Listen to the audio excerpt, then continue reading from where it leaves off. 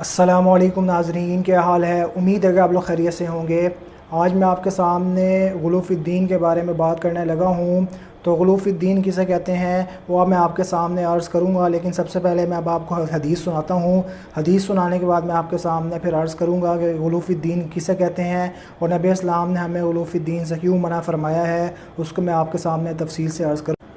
حدیث کے عربی الفاظ یہ ہیں: قال النبی صلی اللہ علیہ وسلم ایہا الناس ایاکم والغلو فی الدین فإنما اہلک من کان قبلکم الغلو فی الدین،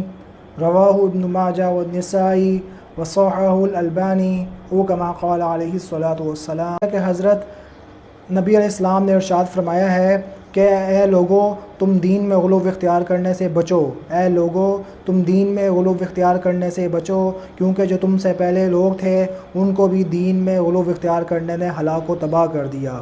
تو نبی اسلام نے اس حدیث میں ہمیں غلو فی الدین اختیار کرنے سے منع فرمایا۔ اب ہم اس کا مطلب سمجھتے ہیں کہ غلو فی الدین کسے کہتے ہیں۔ غلو فی الدین کا مطلب یہ ہوتا ہے کہ دین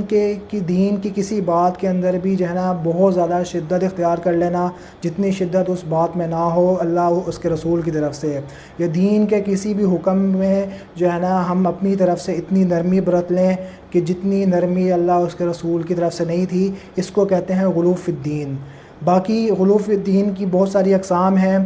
ایک قسم یہ ہے کہ عقیدے کے اندر غلو اختیار کرنا۔ عقیدے کے اندر غلو اختیار کرنا مثلاً اس کی مثال یہ بن جائے گی کہ جو اللہ تعالیٰ کی ذات و صفات ہیں، وہ ذات و صفات جو ہے نا کسی اب اس کے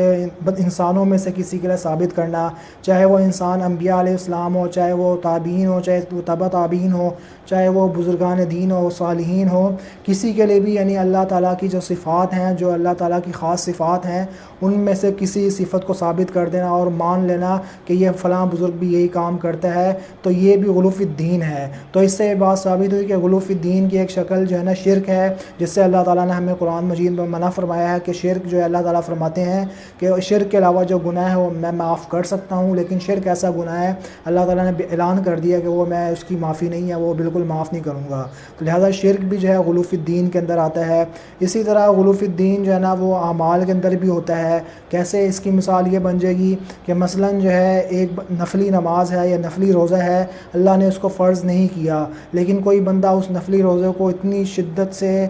اختیار کرتا ہے، یا اتنی نفلی نماز ہے اس کو اتنی شدت سے اختیار کرتا ہے، یا اس میں اتنا ٹائم لگاتا ہے کہ اس کو جو ہے نا آگے فرض جو فرض روزہ ہے یا فرض نماز ہے اس کو ادا کرنے کی اس کے اندر طاقت اور قدرت نہیں رہتی۔ مثلاً ایک بندہ پوری رات جو ہے نفل نماز پڑھتا رہتا ہے، اب جو ہے صبح فجر کا ٹائم ہوتا ہے تو اس کو نیند آتی ہے، وہ سو جاتا ہے، تو یہ غلو فی الدین ہے۔ کیونکہ اس نے ایک نفلی عمل کو جو اللہ نے ضروری قرار نہیں دیا تھا، اس نے اس کو ضروری سمجھ کر جو ہے نا ایک فرض کو چھوڑ دیا۔ اس طرح بہت ساری صورتیں جو عمل ہے اس کے اندر غلو فی الدین کی بن سکتی ہیں۔ غلو فی الدین کی ایک قسم یہ بھی ہے کہ کسی کی تعریف میں یا کسی کی برائی میں حد سے آگے چلے جانا، جیسا کہ یہ ہمارے معاشرے کے اندر یہ برائی بھی بہت زیادہ پھیلی ہوئی ہے کہ کسی کی تعریف کرتے ہیں تو تعریفوں کے اتنے پل باندھتے ہیں کہ وہ بندہ خود سوچنے پہ مجبور ہو جاتا ہے کہ کیا میں اتنا اچھا ہوں، اور جو ہے نا اگر کسی کی برائی کرنے لگتے ہیں تو جو ہے نا اس کی کوئی ایک اچھائی بھی نہیں دیکھتے، بس ایسے برائیوں کے پل باندھتے ہیں کہ وہ بندہ جو ہے نا لوگوں کے سامنے منہ اٹھانے کے قابل نہیں رہتا۔ تو یہ ہو گیا یعنی کہ کسی کی برائی کے اندر یا کسی کی جو ہے نا وہ تعریف کے اندر غلو اختیار کرنا۔ تو اسی طرح جو ہے نا اللہ کی عبادت کے اندر غلو اختیار کرنا یہ ہے کہ جیسے میں نے آپ کے سامنے پہلے بیان کر دیا کہ اللہ تعالیٰ ہم مسلمانوں کو حکم ہے کہ صرف اللہ کی عبادت کریں، لیکن اللہ کی عبادت اور یہ جو ماتھا اللہ نے پیشانی ہمیں دی ہے یہ صرف اللہ کے سامنے جھکنی چاہیے، اللہ کے علاوہ کسی اور کے سامنے نہیں جھکنی چاہیے۔ اب ہم جو ہے نا یہ ماتھا یا پیشانی جو ہے نا کسی اور کے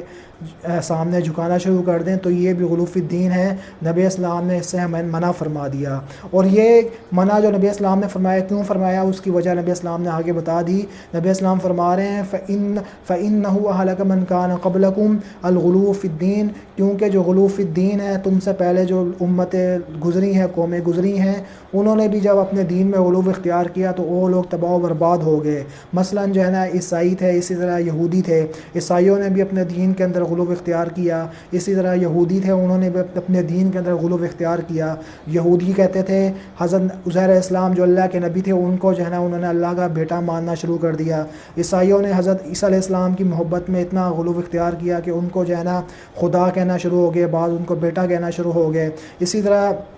یہودی جو تھے وہ عیسیٰ علیہ السلام کو جو ہے نا نعوذ باللہ ایک شریف انسان بھی نہیں مانتے تھے. اسی طرح آج کے زمانے میں بھی اگر کوئی ایسے لوگ موجود ہیں ہمارے معاشرے میں ہیں کہ جو ہے اپنے بزرگان دین کو اور جو ہے اپنے پیروں کو وہ اتنا اعلیٰ سمجھتے ہیں کہ جیسے جو ہے نا نعوذ باللہ یہ خدا ہیں, اور ان کے سامنے جھکتے ہیں, ان کے سامنے سجدہ کرتے ہیں, اور ان کو جو ہے ان کو اپنے اللہ جیسے ہم اللہ کو اپنی مدد کے لیے پکارتے ہیں,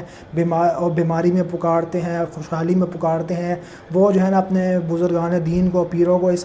پکارے ہوتے ہیں. تو یہ جو ہے نا کیا غلو فی الدین ہے, نبی اسلام نے ہمیں اس سے منع فرمایا ہے. اور یہ ایسے ہی غلو فی الدین جو ہے وہ نوح علیہ السلام کی جو ہے وہ قوم جو تھی انہوں نے اختیار کیا تھا کہ جو ان کے جو بزرگان دین تھے وہ فوت ہو گئے تھے, وہ ان کی محبت میں اتنا آگے نکل گئے, اتنی شدت اختیار کر لی کہ ان کے بعد جو ہے نا انہوں نے اپنے سامنے ان کی تصویریں لگا